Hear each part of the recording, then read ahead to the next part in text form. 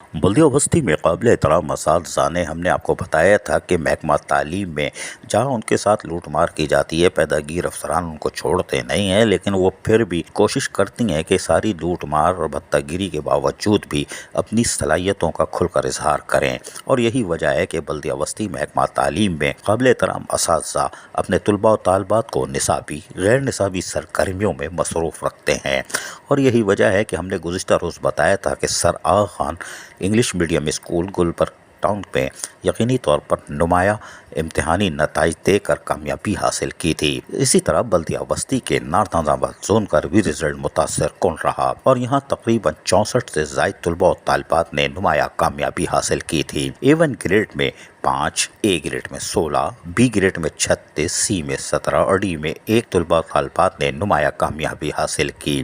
North آباد محکمہ تعلیم کے افسران اور ملازمین ہو یا قابل احترام اساتذہ، ان کی کوشش ہوتی ہے کہ وہ طلباء و طالبات کو نصابی اور غیر نصابی سرگرمیوں کو مصروف رکھیں اور تمام تر بقایا جات ہوں یا مرات ہو اس سے جہاں وہ محروم رہتے ہیں یا رہتی ہیں، لیکن وہ اس کو ایک طرف رکھتے ہیں اور اپنے فرائض احسن طریقے سے ادا کرتے ہیں۔ اور یہی وجہ ہے کہ ہم نے آپ کو دوسرا اسکول بتا دیا، سر آغا خان کے بعد نارتھ آباد زون کے اسکول کا رزلٹ کیا ہے، اور یقینی طور پر یہ اساتذہ کی تعلیمی صلاحیتوں کا ایک کھلا ثبوت ہے، جو کہ تمام تر وسائل نہ ملنے کے باوجود بھی اپنے فرائض احسن طریقے سے انجام دیتے ہیں یا دیتی ہیں۔ عزیز عارف، KBS بلدیاتی نیوز کراچی۔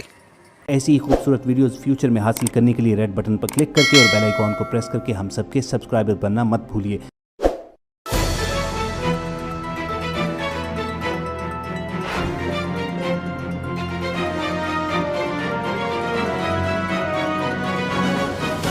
KBS